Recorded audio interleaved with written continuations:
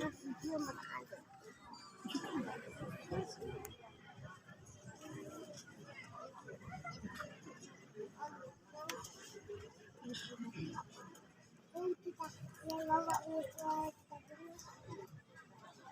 kami hormati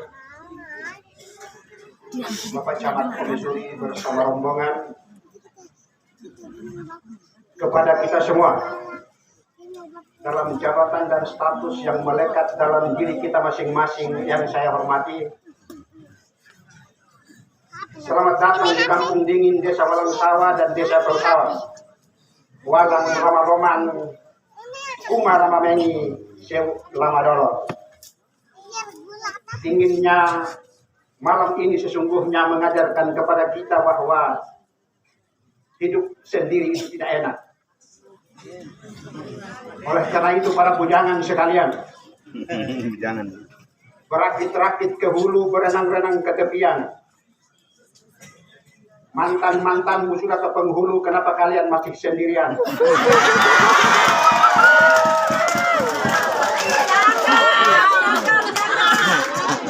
Selamat malam, salam sejahtera untuk kita sekalian. Assalamualaikum warahmatullahi wabarakatuh. Alhamdulillahilladzi khalaqal insana wa 'allamahu al-bayan. Asyukru syukran man talabal majid minal malikid dayyan. Asyhadu an la ilaha illallah wahdahu la syarikalah. Wa asyhadu anna sayyidana Muhammadan abduhu wa rasuluh.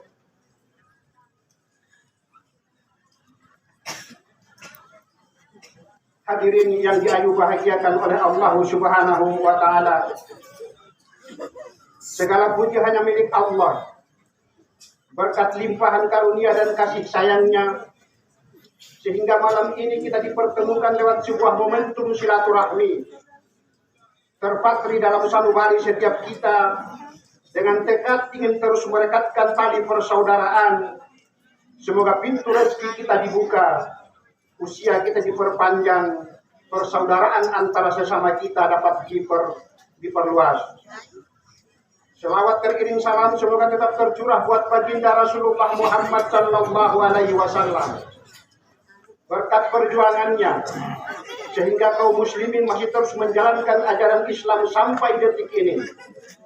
Walaupun di antara kita masih sedikit menjalankan dari banyaknya kemuliaan ajaran yang telah diajarkan oleh Rasulullah.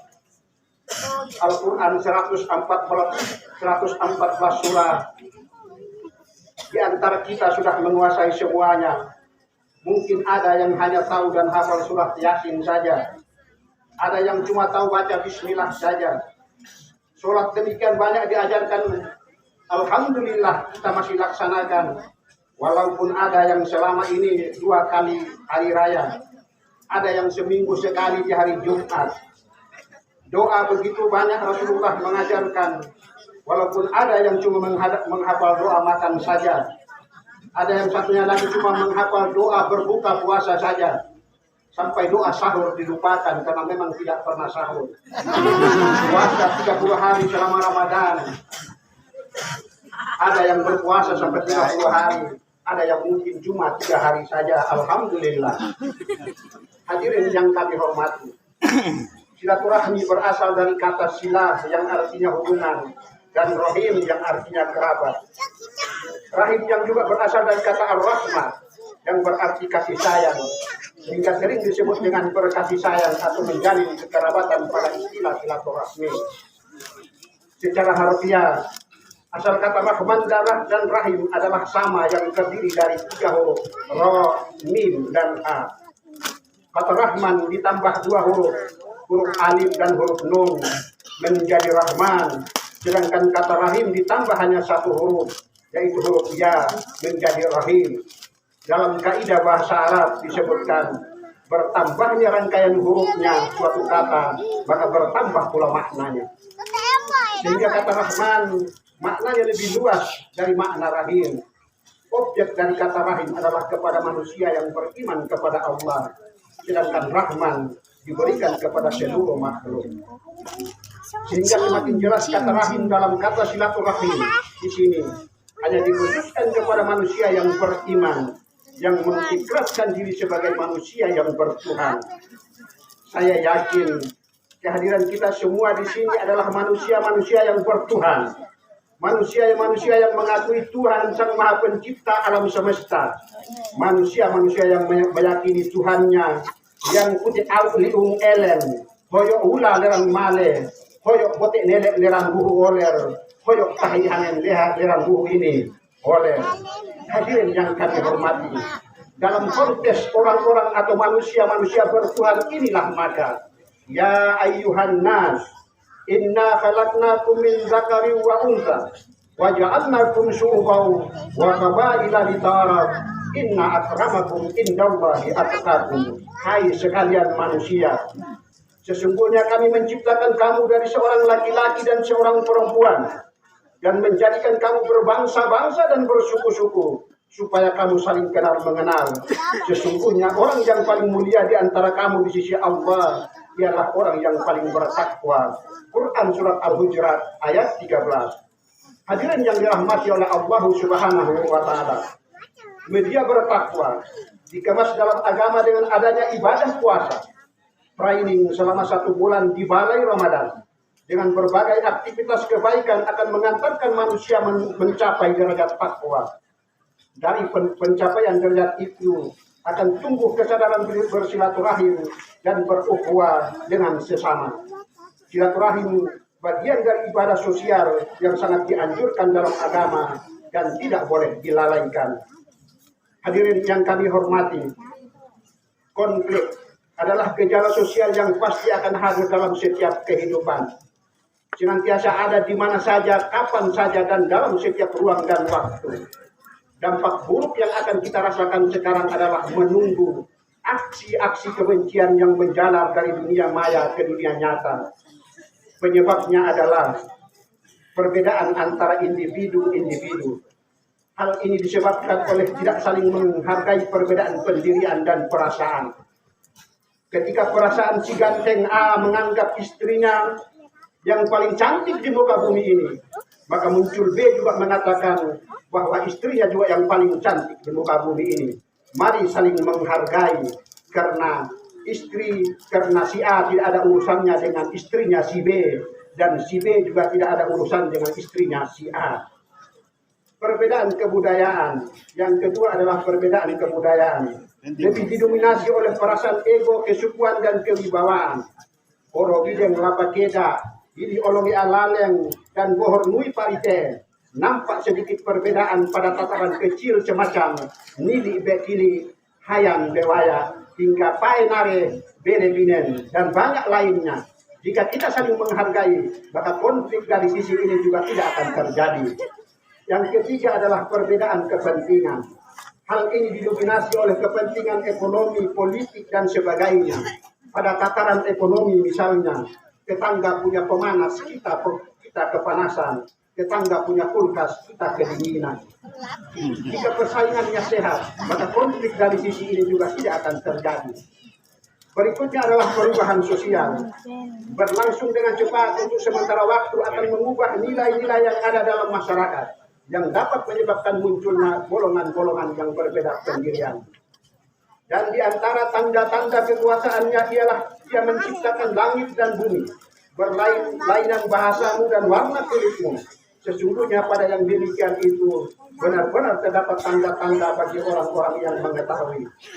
Menangkap ayat 22 Quran surat Ar-Rum ini, maka jika terjadi bentrok fisik gara-gara perbedaan, maka sesungguhnya perbuatan mereka justru melawan kudrat dan skenario Tuhan sutradara segala kita. Dari beberapa penyebab konflik yang diuraikan malam ini dan di tempat ini, kita harus bersepakat bahwa tidak ada satupun konflik yang disebabkan oleh terjadinya perbedaan agama. Karena pada prinsipnya semua agama mengajarkan kepada kebaikan. Justru fenomena yang ada adalah agama dijadikan tameng bagi golongan dan individu tertentu. Pentasan drama orang-orang yang dengan kemampuan dan super mahirnya menyulap arah Tuhan untuk membungkam keadilan dan hukum. hukum dari tumpul ke atas, tajam ke bawah. Yang kaya semakin kaya dan miskin semakin miskin. Kejahatan didesain sedemikian rupa, maka waspadalah.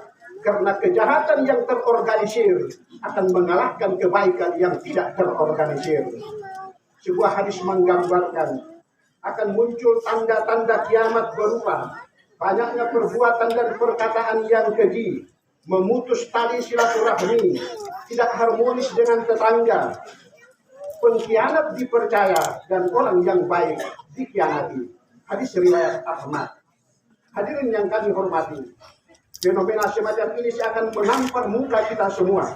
Oleh karena itu, ya ayyuhal mudaththir, wahai orang-orang yang berselimut, qum fa'anzir, bangunlah lalu berilah peringatan, wa rabbaka fakabbir, dan agungkanlah Tuhanmu, wa thiyabaka fatahhir, dan bersihkanlah pakaianmu, wa rujza wahjur, dan tinggalkanlah segala yang keji, wala tamnun tastakthir, dan janganlah engkau memberi untuk mengharapkan balasan, wa li rabbika fasbir, dan karena Tuhanmu maka bersabarlah.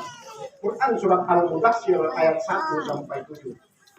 Mari kita bangun dari tidur yang panjang, tidur yang bobokan oleh selimut janji-janji manis, tidur yang berselimutkan kebodohan dan kemiskinan, tidur dalam balutan selimut kesombongan dan keangkuhan. Bangkitlah untuk melawan segala keterbatasan yang dimiliki, agar pada lompatan selanjutnya kita dapat merintis rentang budaya dan peradaban. Persaudaraan jualah, kita perpanjang tali silaturahmi, kita perlebar tempat berpijak, kita perluas daya pendengaran dan memperjauh jarak pandang. Orang yang menghubungkan tali silaturahmi bukanlah orang yang membalas baik, melainkan persaudaraannya diputus, maka ia mampu menghubungkannya kembali. Hadis riwayat Bukhari. Oleh karena itu kepada kita sekalian, waspadalah pada kemenangan yang merugikan. Jika berselisih dengan pelanggan, walaupun kita menang, pelanggan tetap akan lari. Kalau berselisih dengan rekan sekerja, walaupun kita menang, tidak ada lagi semangat bekerja dalam tim. Kalau berselisih dengan keluarga, walaupun kita menang, hubungan keluarga akan renggang. Kalau berselisih dengan tetangga, walaupun kita menang, yang pasti kita akan menyimpan dendam berkepanjangan. Kalau berselisih dengan teman, walaupun kita menang, kita akan kekurangan teman. Anda berselisih dengan pasangan, walaupun kita menang, perasaan sayang pasti akan berkurang. Kalau berselisih dengan siapapun, walaupun kita menang, pada prinsipnya kita kalah. Yang menang hanyalah ego diri. Yang tinggi dan naik adalah emosi. Yang jatuh adalah citra dan jati diri kita sendiri. Tidak ada artinya kita menang dalam perselisihan. Jagalah selalu kekompakan dalam kebersamaan. Jaga lisan, perbuatan dan tulisan, agar tidak ada hati yang tersakiti. Hadirin yang kami hormati, mari kita bersilaturahmi agar merekatkan tali persaudaraan. Mari bersilaturahmi agar pintu rezeki tetap dibuka. Mari bersilaturahmi agar usia kita diperpanjang. Mari bersilaturahmi agar persaudaraan antar sesama dapat diperluas. Mari bersilaturahmi agar kita saling mengenal satu sama lain. Mari bersilaturahmi agar kesempatan bagi kita untuk mendidik jiwa, menambah ilmu, dan menimba pengalaman. Pada poin ini saya ingin mengajak kepada kita semua bahwa didiklah jiwa keluarga kita dalam rumah tangga. Berilah kesempatan kepada generasi kita untuk menambah ilmu pengetahuan pada institusi pendidikan baik formal maupun non formal, pada rumah-rumah ibadah. Karena pada setiap rumah ibadah di sana dimuliakan dan diagungkan nama Tuhan. Nilai-nilai kebaikan diajarkan, kalimat-kalimat Tuhan diperdengarkan, nilai-nilai kebersamaan, persaudaraan dan persatuan didengungkan. Betapa mulianya rumah ibadah Allah Subhanahu wa Ta'ala secara spesial dalam sebuah firman-Nya. Dan sekiranya Allah tidak menolak tindakan kekerasan sebagian manusia dengan sebagian yang lain, tentulah telah robohlah rumah-rumah ibadah kaum Nasrani, rumah-rumah ibadah kaum Yahudi, dan masjid-masjid kaum muslimin yang di dalamnya banyak disebutkan nama Allah. Sesungguhnya Allah pasti akan menolong orang-orang yang menolong agamanya. Quran surat Al-Hajj ayat 40. Saya yakin kita semua sepakat bahwa rumah ibadah menjadi salah satu tempat yang subur untuk menanam benih persatuan, ladang tempat persaudaraan dan perdamaian. Maka lewat momentum silaturahmi ini saya mengajak bahwa cara melawan tindakan kekerasan terhadap rumah ibadah adalah dengan jalan membangun. Mari kita mengeluarkan sedikit harta yang Tuhan telah titipkan ke dalam tangan kita kepada mereka yang sedang membangun rumah ibadah, termasuk Masjid Ar-Rahman Kausawa yang kita cintai ini. Hadirin yang kami hormati, mimpi kita adalah memupuk persaudaraan sejati. Setelah persaudaraan sejati dipupuk, yakinlah akan muncul rezeki Allah yang datang dari arah yang tidak disangka-sangka. Setelah pintu rezeki terbuka, maka kita akan mudah membangun tangga inovasi untuk meningkatkan ekonomi umat. Apa tangganya? Salah satu konsep yang sederhana, yakni perintah berbuat baik kepada sesama tetangga. Wal jari dzil qurba wal jari junub, terselip dalam Quran surat An-Nisa ayat 36. Maka berbuat baiklah kepada tetanggamu yang dekat dan tetanggamu yang jauh. Tetangga rumah, tetangga kampung, tetangga desa. Jangan lagi ada konflik antara desa. Mari kita kejar penggelapan tipologi pembangunan secara berkelanjutan. Yang pertama, desa tanpa kemiskinan dan kelaparan. Parobotin Mbak Wowo, Topik Hobel, Girang Patah. Yang kedua, pertumbuhan ekonomi desa merata. Olah kapai ini, olah murah pai bere, Bela ini boleh watan taswel. Yang ketiga, desa peduli kesehatan. Tuo moleng kara lain, balo lain lenge. Otek lolon dolor walu pada ini ditale ibo rejere. Yang keempat, desa peduli lingkungan. Kucing kara pak dewu, lireng kara hewa liang. Yang kelima, desa peduli pendidikan. Tuben min hoing, tuben lore hurak surak, hoing lore bahasa aran. Yang keenam, desa ramah perempuan, ebe nobel kole, arek pae, lakan buel. Yang ketujuh, desa berjejaring, dan yang kedelapan adalah desa tanggap budaya. Ingat nute tahu toye, kuring ling barang lei, kuring nunu barang wowo. Melalui Undang-Undang 6 tahun 2014, desa diberi dua kewenangan, yakni kewenangan berdasarkan hak asal usul dan kewenangan lokal berskala desa. Mari dengan kesadaran kritis kita bangun kerjasama antara desa di bidang apapun, kerjasama di bidang ekonomi, kerjasama di bidang keagamaan, kerjasama di bidang keamanan, kerjasama di bidang peternakan, kerjasama di bidang pendidikan, kerjasama di bidang pertanian, kerjasama di bidang kepemudaan, kerjasama di bidang adat dan kebudayaan. Dan yang paling penting, mari kita kerjasama dalam rangka pemanfaatan produk unggulan desa dan produk unggulan kawasan pedesaan sebagai upaya untuk meningkatkan ekonomi umat. Hadirin yang kami hormati, semoga Allah Subhanahu wa Ta'ala mencatat dalam catatan kebaikan kita. Toye dideu nute batong au, tutup tubun upal tehek tahun mau, ola omong tidak lak balan tadur, pako au kaar kau torok leu fitur, nerung suku pitu norek edelang lene, budi kauda adak mindoha, toye ingin reren tehek laung lato, laren mawang bubu, laha api tabah. Terima kasih atas segala perhatian. Mohon maaf atas segala kekurangan. Billahi taufiq wal hidayah. Assalamualaikum warahmatullahi wabarakatuh.